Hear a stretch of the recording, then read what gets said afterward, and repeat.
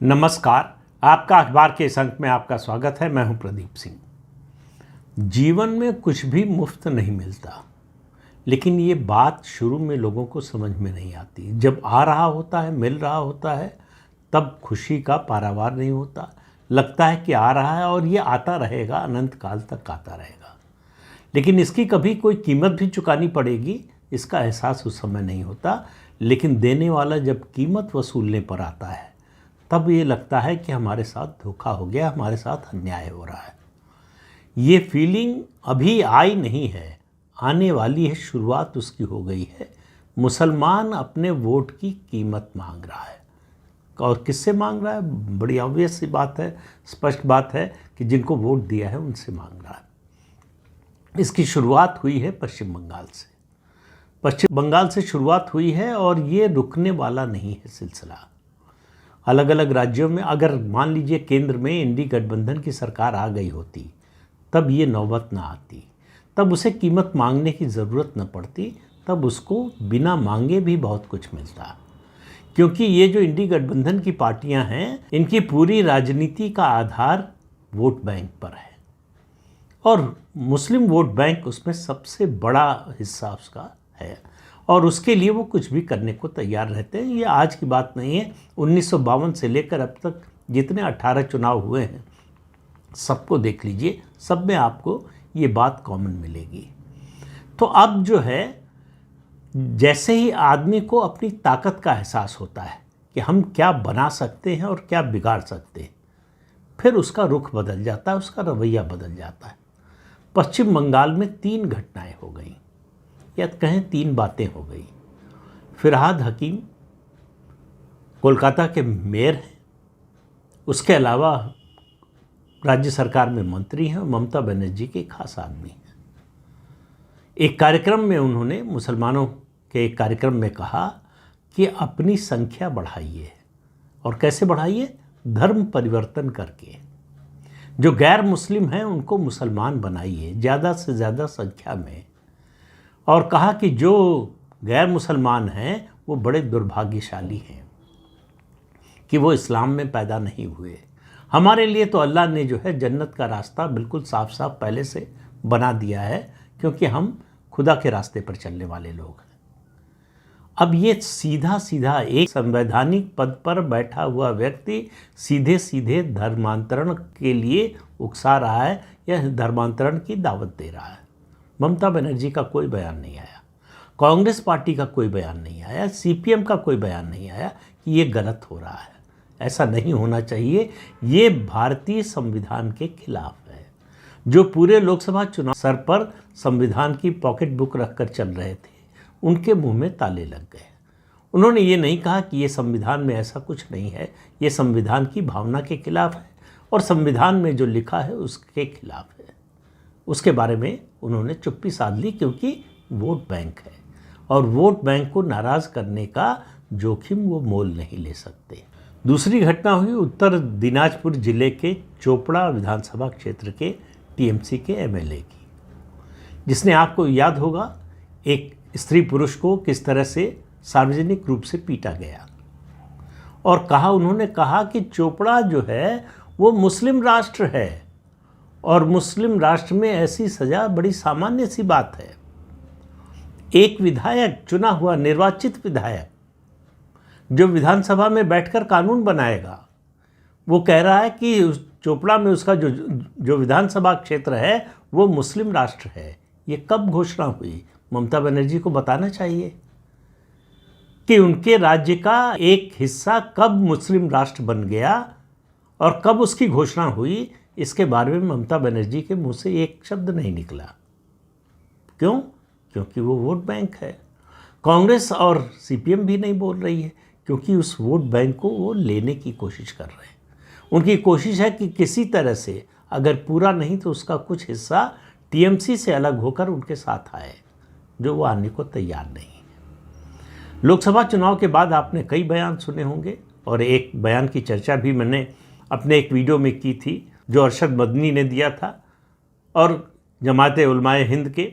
उन्होंने कहा कि ये 84 का जो नतीजा है लोकसभा चुनाव का, ये मुसलमानों का भाजपा से बदला है। इस तरह की बात हो रही है। लेकिन सबसे ताज़ा जो घटनाक्रम है जिसके कारण ये वीडियो बना रहा हूँ वो है पश्चिम बंगाल के बीरभूम जिले के सैंथिया के रहने वाले हैं, वहाँ अपनी राजनीति करते हैं, टीएमसी के अल्पसंख्यक मोर्चा के अध्यक्ष हैं वहाँ के। उनका बयान आया है, एक वीडियो बयान है। तो ये भी नहीं है कि गलतफहमी हो गई या गलत तरीके से पेश कर दिया गया, गलत तरीके से उसका भाष्य किया गया, ये सब कुछ नहीं, बड़ा स्पष्ट है। वीडियो वायरल है, चूँकि वीडियो संदेश है तो इसलिए वहाँ संदेह की कोई गुंजाइश नहीं है। उन्होंने कहा कि मुसलमानों को क्या मिल रहा है, वो अपने मुस्लिम नेताओं से सवाल कर रहे हैं। हमको जो है गंदा काम दिया गया है बम बनाने का। अब आप सुनिए, ये सरेआम बात कही जा रही है, सार्वजनिक रूप से कही जा रही है कि पश्चिम बंगाल में टीएमसी से जुड़े मुसलमान बम बनाने का काम करते हैं। तो ये जो बमबाजी की घटनाएं होती हैं, ये कौन करता है, कौन करवाता है, इसमें तो कोई संदेह पहले भी नहीं था, अब और ज़्यादा नहीं होना चाहिए।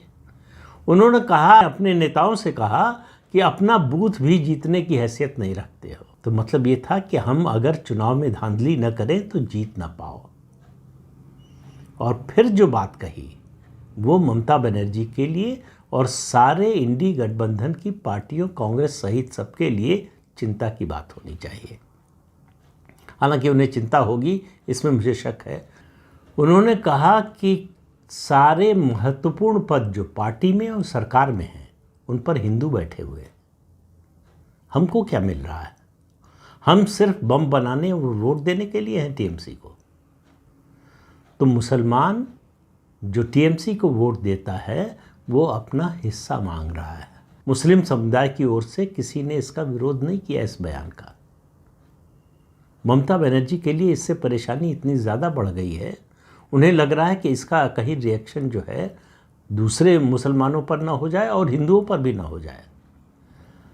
और ख़ास तौर से जो है बम बनाने की बात जो उन्होंने की है, उससे ममता बनर्जी को थोड़ी घबराहट बढ़ गई है, क्योंकि ये तो ऑफिशियली एक तरह से उनका एक पदाधिकारी स्वीकार कर रहा है कि पश्चिम बंगाल में मुसलमान बम बनाने का काम करते हैं। तो बम कोई सब्जी तो है नहीं जो बनाकर खा जाते हैं, तो उसको कहीं तो फोड़ते हैं, किस पर फोड़ते हैं ये भी बड़ा स्पष्ट है। टीएमसी के विरोधियों पर ही फोड़ा जाता है। और ये जो हिंसा का तांडव होता है चुनाव से पहले, चुनाव के दौरान, चुनाव के बाद, ये कौन लोग करते हैं, कौन करवाता है, बहुत स्पष्ट है। केवल पुलिस को दिखाई नहीं देता, केवल ममता बनर्जी की सरकार के अधिकारियों को और ममता बनर्जी को दिखाई नहीं देता, बाकी सारे प्रदेश को और पूरे देश को दिखाई देता है, समझ में आता है कि कौन कर रहा है। तो अब तैयारी चल रही है इस नेता को पार्टी से निकालने की। निकाला जाएगा या नहीं, या निकाला जाएगा कुछ दिन बाद वापस ले लिया जाएगा, ये खेल में कांग्रेस को महारत हासिल है। टीएमसी चूँकि कांग्रेस पार्टी से ही निकली हुई है तो इसलिए वो भी इस खेल को जानती है कि जब तक गुस्सा हो तब तक उसको शांत कराने के लिए जिसने बयान दिया हो ऐसा, जिस पर विवाद हो रहा हो, उसको अलग कर दो और फिर चुपचाप पिछले दरवाजे से वापस ले आओ। जैसा कि अभी इंडियन ओवरसीज़ पार्टी के अध्यक्ष के साथ कांग्रेस पार्टी ने किया, उसके पहले भी कर चुकी है कई नेताओं के साथ ऐसा।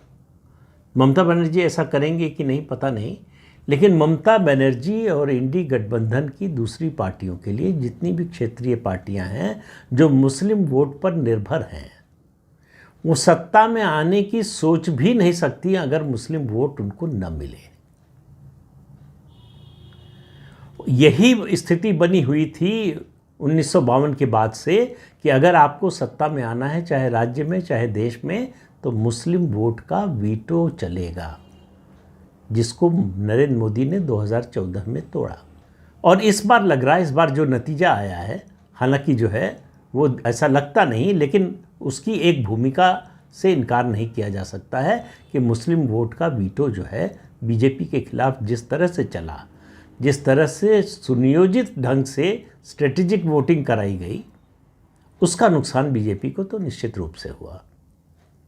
मतलब उसको वोट नहीं मिलने थे मुसलमानों के, लेकिन अगर मुसलमान कम संख्या में वोट देते या अलग अलग दलों को भी थोड़ा बहुत देते, बहुसंख्यक वोट हर राज्य में तय है किसके साथ जाएगा, किस पार्टी के साथ, किस नेता के साथ, उसमें कोई कन्फ्यूजन नहीं है। लेकिन फिर भी कुछ बढ़ता है। लेकिन आप अंदाज़ा इस बात से लगाइए कि मुसलमानों ने इस बार कैसे तय किया था कि केवल कांग्रेस और उसके साथी दलों को हमको वोट देना है। बदरुद्दीन अजमल, जिन्होंने बांग्लादेश घुसपैठिए मुसलमानों के लिए इतना काम किया, इतना पैसा लगाया, जो मुसलमानों के असम में सबसे बड़े नेता के रूप में जाने जाते हैं, वो बदरुद्दीन अजमल 10 लाख से ज़्यादा वोटों से हारे, मुस्लिम बहुल इलाके में हारे। तो इससे आपको अंदाज़ा लगेगा कि पैमाना क्या है ये मुस्लिम स्ट्रेटजिक वोटिंग का, कि कोई कन्फ्यूजन मत रखो, और उसी हिसाब से वोट किया। लेकिन अब इनके लिए चिंता की बात यह है कि भाई इतनी बड़ी कीमत वसूल रहे हैं आप उनसे, उनकी वजह से सत्ता में आ रहे हैं, उनकी वजह से आप विधानसभा में पहुंच रहे हैं, आप संसद में पहुंच रहे हैं, उनको बदले में क्या मिल रहा है, ये मुसलमान ने पूछना शुरू कर दिया है। ये अभी बड़ा अभियान नहीं बना है, पश्चिम बंगाल से इसकी शुरुआत हुई है, लेकिन ये मुसलमानों में जो है, लेकिन मुसलमानों के मन में ये सवाल ज़रूर उठ रहा होगा, और उठना भी चाहिए, कि आखिर 1947 से अब तक कांग्रेस पार्टी ने उनको क्या दिया है। कांग्रेस पार्टी ने जितने आयोग कमेटियां बिठाई, उनकी रिपोर्ट बताती है कि कांग्रेस पार्टी ने मुसलमानों के लिए कुछ नहीं किया, और जिस बीजेपी ने पिछले 10 साल में किया, उसको मुसलमानों ने स्ट्रेटजी बनाकर उसके खिलाफ वोट किया। तो मुसलमानों में अगर ये रीथिंकिंग हो रही, ये बिल्कुल मत समझिएगा कि मुसलमान बीजेपी को वोट देने के बारे में सोच रहा है, लेकिन वो अपनी कीमत मांग रहा है, और जो कीमत मांग रहा है, जाहिर है कि बीजेपी और उसकी सरकार जो भी करना चाहेगी, उसकी कीमत जो है उसके विरोध पर है, कि विरोध में खड़ा हो। ये जो गठबंधन है, इंडी गठबंधन, वो मुसलमानों के साथ खड़ा हो, जिस तरह से सीएए के मामले में खड़ा हुआ था, हालांकि थोड़ा लुके छिपे, थोड़ा खुले खुले, लेकिन खड़ा हुआ था। उसी तरह से वो चाहता है कि आने वाले दिनों में जो भी ये सरकार करे, मुसलमानों का जो नेतृत्व है, जो कट्टरपंथी है, उसको लगे कि ये हमारे समाज के खिलाफ है। उस मुद्दे पर सारी भाजपा विरोधी पार्टियां एक साथ मुसलमानों के साथ खड़ी हों, ये कीमत चाहिए। जिन राज्यों में आपकी सरकार है, वहाँ हमारे लिए नए कानून बनाइए, या पुराने कानूनों से जिनसे हमें परेशानी है उनको बदलिए। जैसे मैंने कल ही जो वीडियो बनाया उत्तर प्रदेश में मदरसा शिक्षा को लेकर, मुसलमानों का ये दबाव होगा, और वो इसमें वो सफल भी होंगे कि इंडी गठबंधन की पार्टियों की जहाँ भी सरकार है, वहाँ ये लागू न होने पाए। यानी मदरसों के जरिए धर्म परिवर्तन का जो अभियान है वो चलता रहे। ये कीमत कांग्रेस पार्टी या इंडी गठबंधन की पार्टियां नहीं चुकाएंगी, इसकी कीमत देश चुकाएगा, और देश चुकाएगा देश की एकता, अखंडता और सामाजिक समरसता से। क्या इसके लिए इंडी गठबंधन की पार्टियां तैयार हैं? मुझे तो लगता है वो हमेशा तैयार रहती हैं, ये सवाल शायद पूछना ही नहीं चाहिए। लेकिन किस सीमा तक? हर चीज़ एक अनुपात के बाद जब उससे बाहर जाने लगती है, उसका प्रतिकूल परिणाम भी आने लगता है। क्या ये स्थिति वहाँ तक पहुँच गई है या अभी समय है? यही सवाल है जिसका आने वाले दिनों में उत्तर मिलना है। तो आज के अंक में इतना ही, अगले अंक में फिर मिलेंगे किसी नए मुद्दे के साथ। तब तक के लिए अनुमति दीजिए। आपसे अनुरोध है कि ये चैनल देखिए, शेयर कीजिए, लाइक कीजिए और सब्सक्राइब ज़रूर कीजिए। नमस्कार।